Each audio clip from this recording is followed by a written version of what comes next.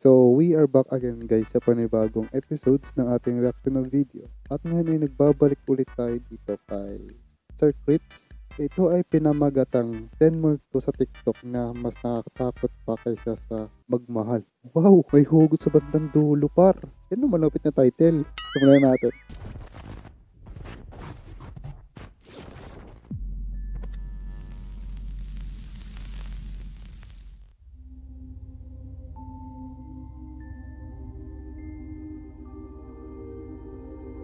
Para sa akin, maganda rin mga videos ni Sir Crip. Malinaw din yung pagkakasabi. Simula ngayon, ito na ngayon yung pinakang favorite kong channel na ginagawan ko ng reaction video.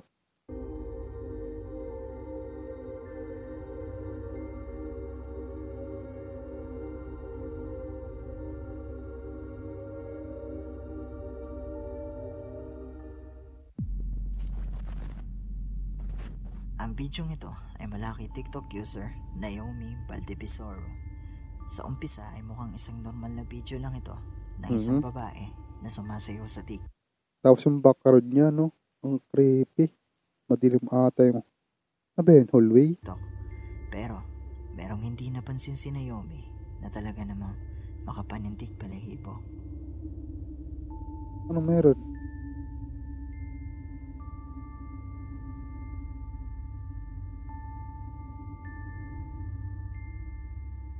Ay, oo. May sumilip, Nakita mo ba? par. Habang sumasayaw si Naomi, mapapansin ang May mukhang dumungaw. ito na nasa kanyang likuran Ay, no. na agad din nagtago nang mapansin ng kamera.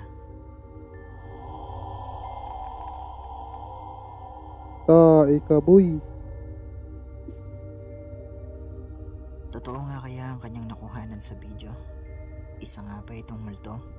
O isa lang itong tao na gustong dumaan? Ano sa palagay nyo? Ang bidyong ito ay mula kay TikTok user Kimberly Ruades. Sa bidyong ito, nakarinig si Kimberly ng malalakas na tunog mula sa ibaba ng kanilang tahanan. At ayon sa kanya, sigurado siyang hindi iyon ingay na mula sa kanyang alaga. Okay. Kaya naman napagpasyahan ni Kimberly na tignan kung ano ito. Guys, it's happening again.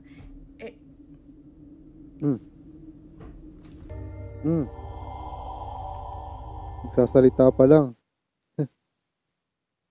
May nag-iingay na. May mga nagsasabi, May tangkad yata yun, par. ang ito kumpara sa isang tao. Pero, kaya nang bahalang umusga. Parang matangkad siya, no? Mas matangkad pa ata to sa akin, eh.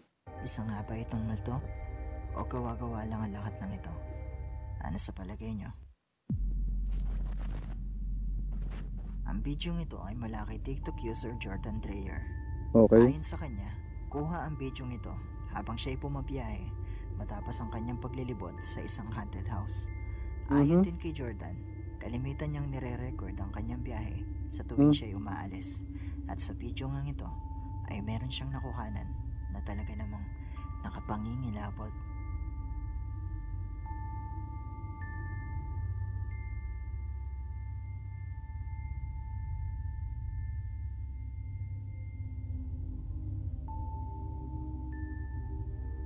Uy, ano yan?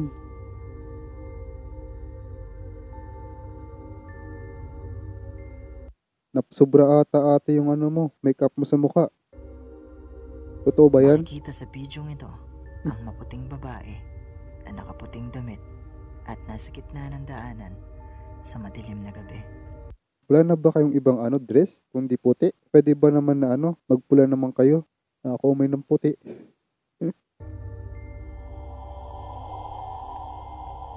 Puro kayo puti eh. Puti ang dress. Totoo nga kaya ang kanyang nakuhanan sa video? Isa nga ba itong multo? O gawa-gawa lamang ang lahat ng ito? Ano sa palagay nyo? Ang bidyong ito ay mula kay TikTok user Julian. Okay. Ayon kay Julian, ito ay kuha ng isa sa kanyang mga katrabaho na noon ay nasa oras ng duty nang kinukunan ng bidyong ito. Isinend ito sa kanya dahil di umano ay may nakuhanan ito na makapanindig balahibo. Narito ang video. Ayo, something traumatic happened that changed my life. Check. Uy. Biglang nawala. Nakita mo ba? Habang kinukunan nito ang Tae. at mapatapat ang kamera sa bahaging ito ng kwarto, mapapansin ang imaheng ito Edited pa yan? na tila nakatayo lang at nakatitig sa kanya sa isang sulok. Pero ilang saglit lang nang ibalik nito ang kamera, Nawala bigla par. naglaho ang imahe. Ayun lang.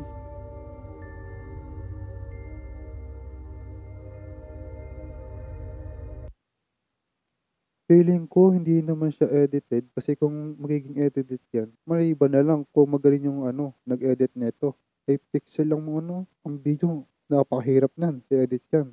Pixel yan masyadong malabo yung video. Malabo yung video. Totoo nga kaya ang kanyang nakuhanan sa video? Isa nga ba itong multo? O gawa-gawa lamang ang lahat ng ito? Ano sa palagay nyo? Ang Counter video rope. ito ay mula kay TikTok user Travis. Si Travis ay nagtatrabaho sa isang sinehan at trabaho niyan siguraduhin na wala nang naiwang tao sa loob. Pero tila ata ng mga oras na ito ay may iba pang naroon bukod sa kanya. So I work in a movie theater, and we have to check the theaters at night. You know, once you're done closing as an usher, you just flash the camera.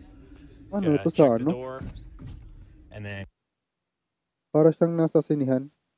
I work in a movie theater. Oo, sa and sinihan nga. we have to check the theaters at night. You know, once you're done closing as an usher, you just flash the camera. Ay, oo, sa Gotta sinihan. check the door, and then you have to check behind these curtains just to make sure no hobos are back here. You know, no one's back here.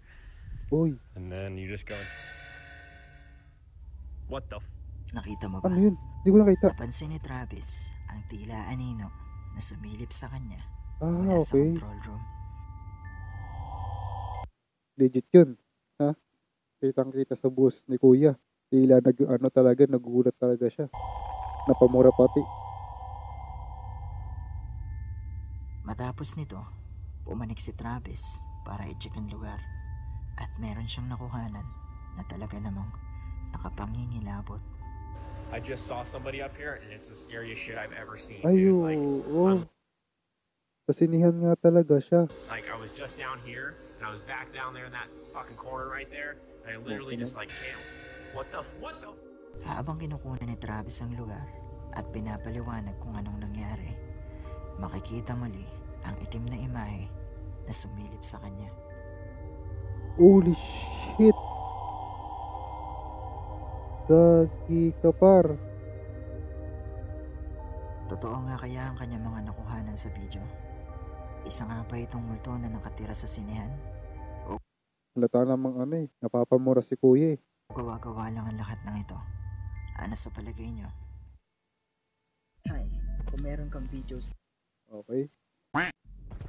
Ang video ito ay mula kay TikTok user Rubik's Cube.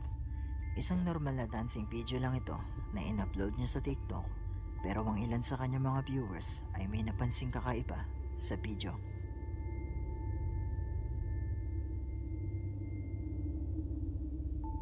Yun. May sumilip dun. Dito. May sumilip. Nakita mo ba? Habang sumasayaw si Rubik's Cube, Ano? mapapansin ang tila Isisilip. mukha na sumilip sa kanya Oh, mula sabi. sa hagdanan. Nakita ko May agad mga eh. nagsasabi na isa lang itong pusa at ang iba naman ay nagsasabi Pusa? na gawa-gawa lang ito. Pero ang sumunod na video ni Rubik's Cube ay mahirap ipaliwanag.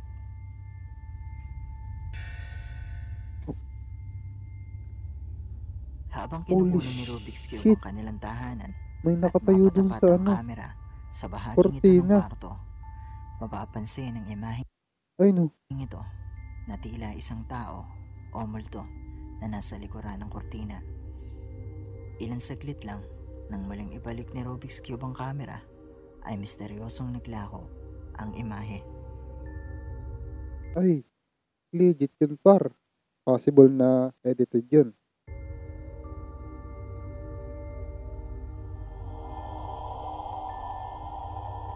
Gagi.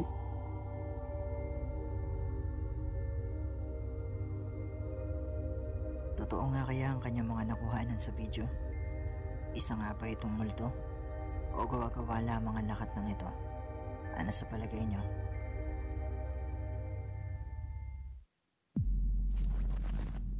Prank.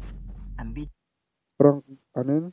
Ganrong? bidyong ito ay mula kay TikTok user Sammy D. Okay. Ayon kay Sammy, sa bidyong ito ay sinusubukan niyang i-prank ang kanyang kapatid na babae. Pero ilang saglit lang ang lumipas, biglang nagiba ang tema ng kanilang video. Hey, let's go get my sister. Hey, Charlie, watch out.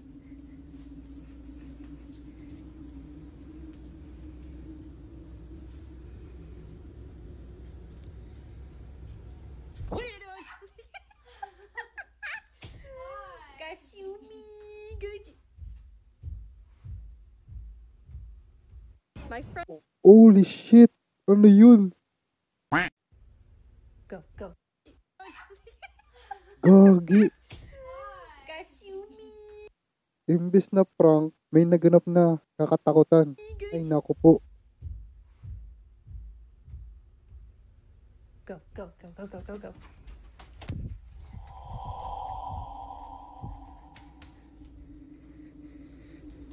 Okay. Hey, Charlie. Sa umpisa ng video ay wala ka namang mapapansing kakaiba. Pero sa bahaging ito ng video, Ayun, nakita ko rin. ang itim na figurang ito na nasa hagdanan. Ngunit ilang saglit lang nang muli itong matapatan ng kamera ay Wala wala na din. ito roon. Hey, Charlie.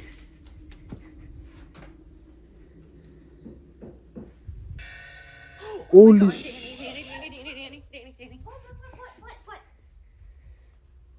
Literally, someone just ran in here. Nang muling pumasok ang magkapatid sa kwarto, May nagpasok yata sa kwarto nila. bigla nilang narinig na may kumatok ng 3 beses. At nang lingunin nila ito, Gago. Kinakalabutan ako, gago. Ano ba yan? kita nila ang isang itim na imahe na nakasilip at biglang nagtago. Pero nang puntahan nila ito, Nawala. misteryosong nawala ang itim na imahe.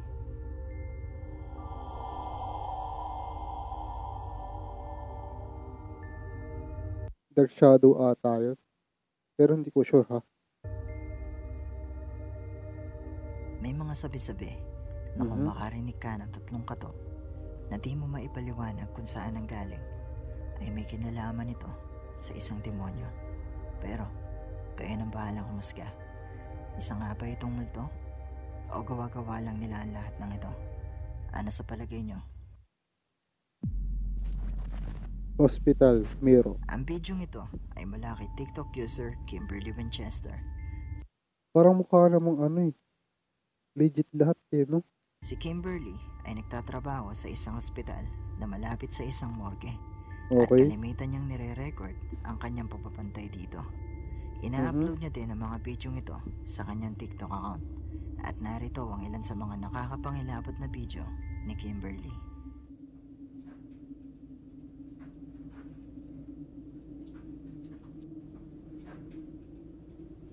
Yan. Gagawin nagagapang na ano.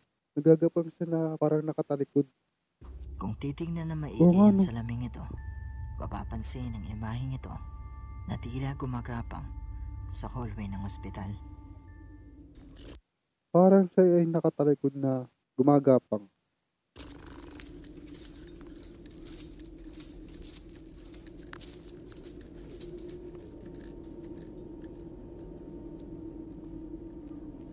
Ooh, it's back.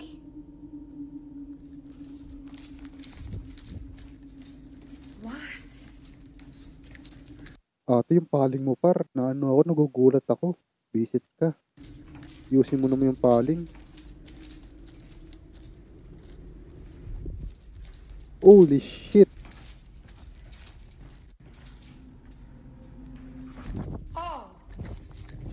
Ano nangyari? Sa sumunod na video ni Kimberly, habang siya ay nasa duty, napansin niyang muli ang imahe. At nang puntahan niya ito, ay wala Biglang naman nawala. siyang nakita roon. Pero Sa muling pagtingin ni Kimberly sa salamin, nakita niya ang imahe na nasa kanyang likuran.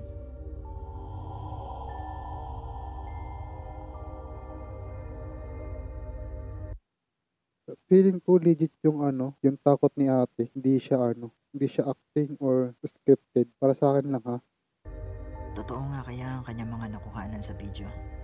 Multo nga ba ito ng mga kaluluwang hindi pa rin matahimik magpasa hanggang ngayon? O gawa-gawa lamang ang lahat ng ito? Ano Magapang sa siya. palagay niyo? Video. Bumper? Tama ba? Ang bidyong ito ay mula kay TikTok user Ali. Si Ali ay gumagawa ng isang transition video para sa TikTok ng mga oras na ito. Pero di Okay. niya inaasahan na meron pala siyang nakuhanan na hindi dapat kasama sa kanyang video.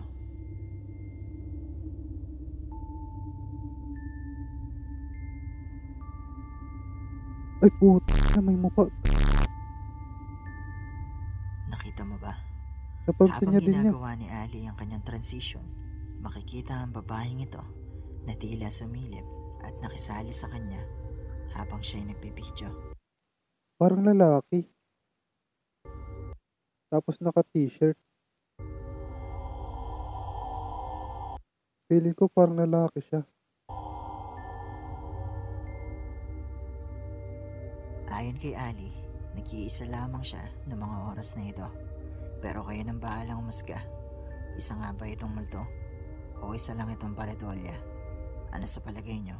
Dito nang tatapusin tong video na to. And yun, ingat and God bless you in the next one. The video. Paalam.